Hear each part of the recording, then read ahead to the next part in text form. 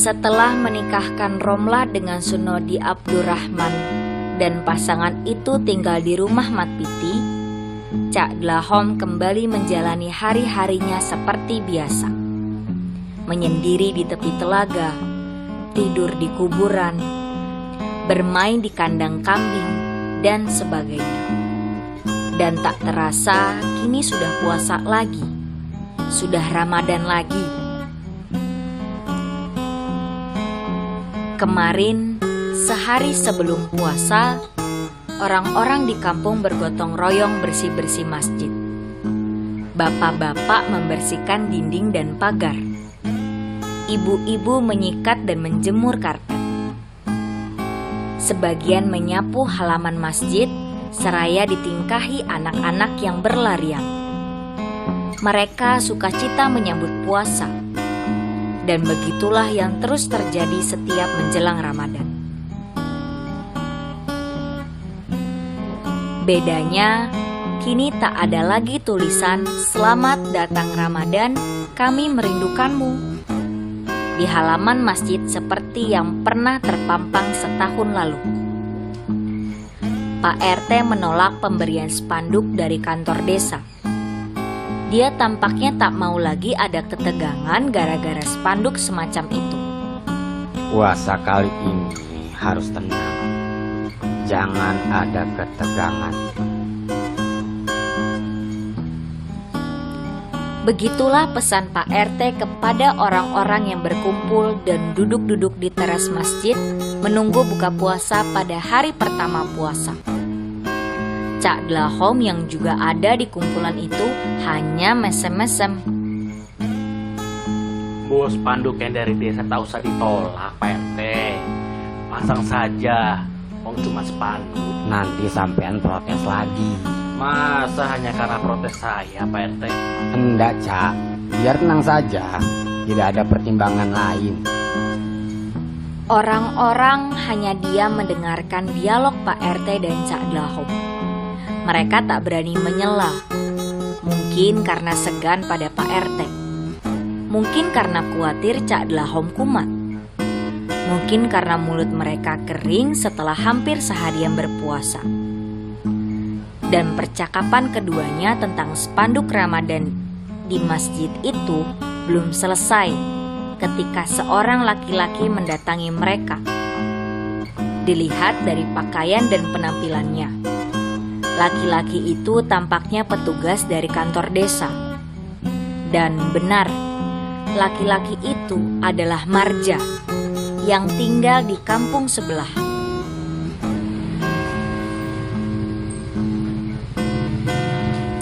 Orang-orang mengenalnya sebagai penceramah. Selain bekerja di kantor desa, dia sering diundang untuk berceramah di masjid-masjid atau pengajian-pengajian. Marja memang jebolan pesantren. Satu pesantren dengan Dullah. Bedanya, Marja lulus, Dullah tidak. Pak RT mempersilakan Marja untuk duduk di teras masjid.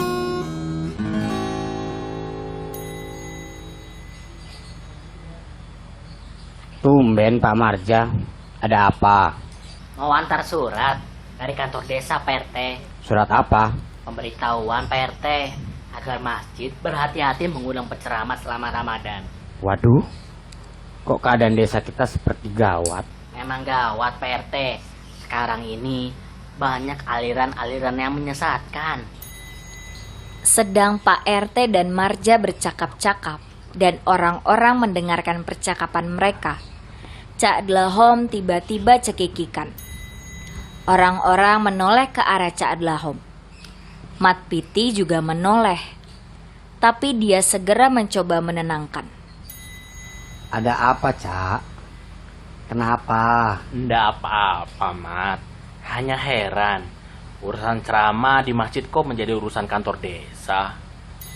Ya, kita harus memberikan pencerahan yang benar pada umat, Cak, agar umat tidak mudah dihasut, tidak mudah diadu domba.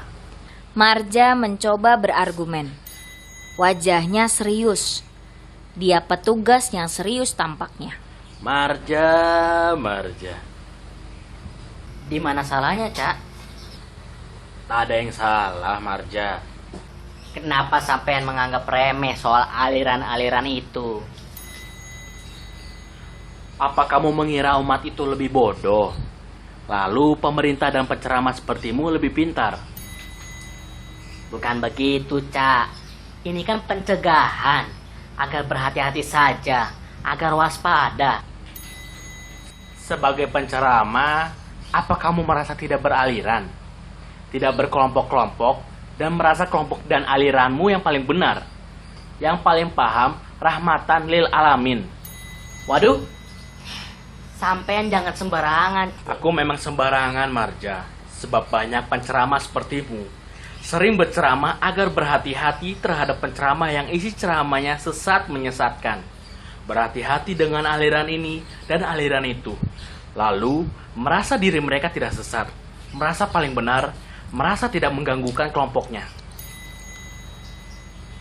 Ini imbauan dari kantor desa, Cak. Bukan dari saya. Dan kalau sampean tak paham ilmu agama, nggak usahlah nyeramain orang soal agama. Tawa Cak Dlahom pecah. Orang-orang terkejut mendengar tawa keras itu. Baru kali ini Cak Dlahom ngakak. Dia biasanya hanya cekikikan. Mat Piti mulai salah tingkah. Angin sore terasa hangat.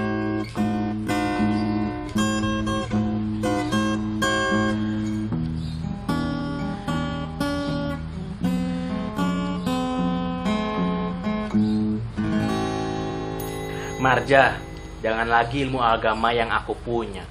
Mengaku muslim pun aku tidak berani. Maksud sampean gimana, Cak? Benar kamu muslim, Marja. Ya, saya muslim. Muslim kata siapa, Marja? Loh, saya memang muslim. Nggak tahu kalau sampean. Itu kan katamu, Marja. Pengakuanmu. Padahal muslim atau tidak diriku atau dirimu hanya Allah yang tahu dan berhak menilai. Bukan manusia, bukan diaku-aku oleh manusia. Orang-orang semakin diam. Sebagian menunduk. Sebagian hanya tolah-toleh. Wajah Marja memerah. Pak RT kebingungan.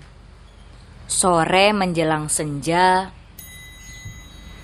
Saya membaca syahadat, mendirikan sholat. Ya bagus. Tapi untuk apa kamu sholat, Marja? Agar saya tidak sesat. Dan kamu tahu siapa yang kamu sembah dalam sholatmu? Ya, saya menyembah Allah. Bagaimana kamu tahu kamu menyembah Allah? Bagaimana kalau yang kamu sembah dalam sholat ternyata hanya dirimu?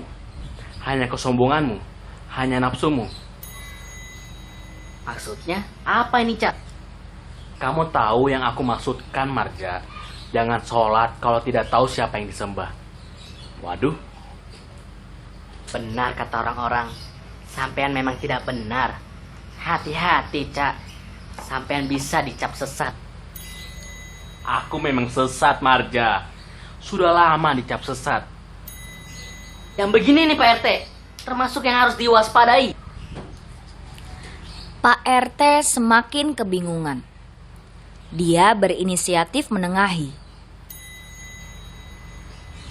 Begini Pak Marja, Cak Dlahom, kita ngobrol-ngobrol yang ringan saja. Sudah menjelang buka. Nggak apa-apa, Pak RT. Benar, Marja. Saya memang sesat. Karena itu, Allah mewajibkan saya untuk selalu membaca, tunjukkanlah aku jalan yang lurus. Setiap kali saya sholat 17 kali sehari semalam. Pak RT geleng-geleng. Mungkin dia merasa harapannya memulai puasa tanpa ketegangan mulai gagal. Dan itu karena Cak Dlahom lagi. Orang-orang tetap diam, kecuali Bu Sairi. Dia segera berdiri dan sambil cekikikan bergumam. Cak Dlahom sholat. Cak Dlahom ikut ngikik. Orang-orang menoleh ke Busairi, tapi Busairi terus masuk ke dalam masjid. Dia mulai menyalakan pengeras suara. Di pintu pagar masjid muncul Sunodi dan Romlah, istrinya yang perutnya mulai terlihat kebuntingan. Kedua tangan Sunodi terlihat menenteng satu ceret. Romlah terlihat membawa nampan. Mereka tampaknya membawa takjil untuk buka puasa. Hari pertama puasa memang giliran Mat Piti menyediakan takjil untuk jemaah. Wah, sudah menjelang buka. Mat Piti mencoba mengalihkan pembicaraan. Orang-orang memperhatikan Romlah. Perempuan itu semakin cantik sejak menikah dan terlihat lebih cantik saat hamil. Tiba di teras masjid, Romlah mencium tangan Mat Piti dan Cak Dlahom. Sunodi menyerahkan 2 ceret pada Warkono. Ayo Pak Marja, buka puasa di sini saja. Nggak usah, Pak Mat. Saya mau pulang saja. Sudah tanggung, di sini saja. Marja tidak mengiyakan, tidak menolak. Dia hanya tetap duduk. Dari menara masjid, terdengar rekaman suara Mahmud Khalil Al-Husari melantunkan tarhim. Salawat dan salam semoga tercurahkan padamu, wahai pemimpin para pejuang, wahai Rasulullah, wahai penuntun petunjuk ilahi, wahai makhluk yang terbaik, wahai penolong kebenaran, wahai Rasulullah. Maghrib segera tiba. Pak RT masih geleng-geleng. Cak Dlahom sholat.